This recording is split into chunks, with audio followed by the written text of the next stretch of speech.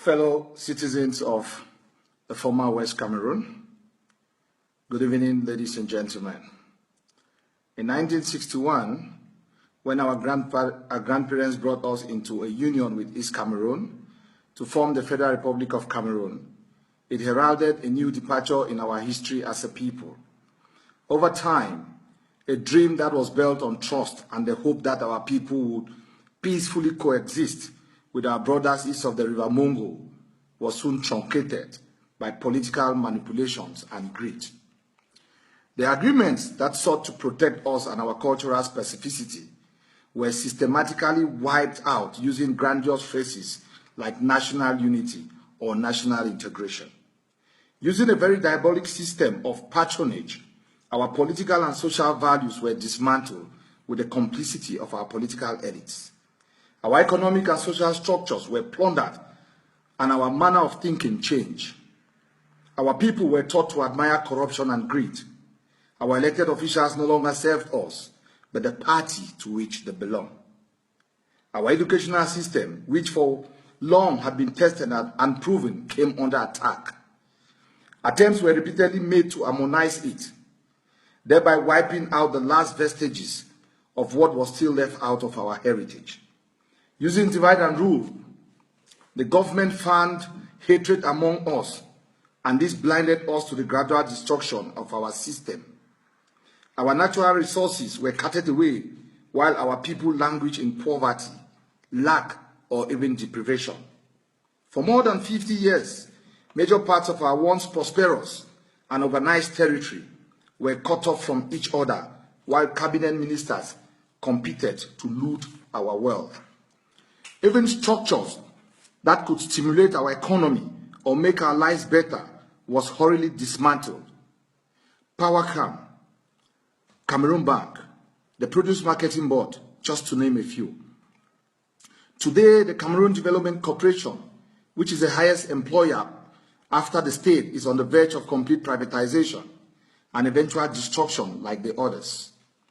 Sonora, which was built to process the black gold God blessed us with, has never served the interests of our people. We are not fit to run the company or get white-collar jobs there. In fact, it is nearly impossible for our children to even do internships over there. Even Tian Division, which has made this country economically viable, does not have roads. Its hospitals are among the worst in the country. Yet, we are expected to thank government and send motions of support to them for keeping us in bondage. Even the deep sea port in Limbe, which was envisaged 50 years ago, remains a pipe dream. My fellow citizens, it has become important to talk to you at this end of year about these challenges because it has been deliberate government policy to cause us suffering and the hardship that has disseminated our population. From the very outset, this government has despised, blatantly disregarded us, and even used derogatory names like les Biafrais, les ennemis dans la maison to qualify us. We are treated like conquered territory, with police and gendarmes always marching around us, arresting, raping, torturing, or killing us every time we dare to speak out. We were not wrong to feel that Cameroon is our country too, but the government tried its best to make us feel like strangers here. Peaceful as we are, we enjoy freedom of speech, but government wants us to be hypocrites who say what they don't mean or believe. When teachers and lawyers started writing to government more than a year ago to complain that our educational and judicial system were being francophonized, they thought that we did not have any cause to complain. Yet, we are all aware that the inundation of common law courts with civil law magistrates not only excludes us from the judiciary, but waters down the quality of the trade when one looks at the intricacies involved. Even in our hospitals, patients find it difficult to communicate with French-speaking doctors and nurses, with obvious consequences on medical care. When we complained that corruption had eaten into the fabric of higher education and that our kids were unjust victims, they still did not take us seriously. They asked us for proof, just like the one that sent a whole cabinet of ministers in jail. Yet, everyone knows that admissions into medical schools and teacher training colleges, ENS and NSED, are run by powerful rackets. Since our parents cannot afford the huge sums, students who perform outstandingly at the GCA levels watch in shock how mediocre, even those from converted schools, are marginalized. Our children has created a deficit in teachers to the extent that our Francophone brothers have to teach subjects they don't master in a language they cannot speak. We think it's unethical, a grave injustice to us and our children. In fact, it's morally wrong.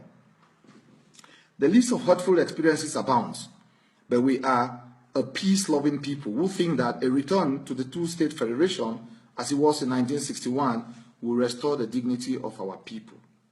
Although government ministers have tried to install us to equate federalism to secession, we believe that such deliberate ignorance from eminent political scientists and educated men is a result of guilt for the ill treatment that they have meted out to us for half a century. It has not and will not deter us. In a federal system, there shall be competition and growth, and it shall be faster. It shall be faster. There shall inevitably be a revenue allocation formula whereby each state will have to show how they spend their money. In the federal system that our parents experienced 50 years ago, government shall be closer to the people, and leadership shall be more accountable to the people. As we begin the year 2017, we expect the head of state, His Excellency President Paul Biya, to stand up before God, man, and history, and repair the inflictions that the dismantling of the two-state federation has brought on the citizens of former West Cameroon. Parents, teachers, lawyers, the business community, and the civil society in general are for a strong resolve and demand guarantees and safeguards that will put an end to abuse, marginalization, or second-class treatment we have experienced so far. We believe that our children have no future in this country where they cannot have jobs even in our own hometowns, so long as they are people who speak French. We look forward to a bright future where pain, anguish, regret will no longer be part of our lives. We seize this opportunity to thank the lawyers, the teachers, the business community, the civil societies, and those in the diaspora, the parents, who have made enormous sacrifices, who have contributed immensely towards the fight, towards the struggle for us as a people. On behalf of the consortium, I pray that the year that is about to start will mark a change in our lives as a people. God bless us. Thank you for watching.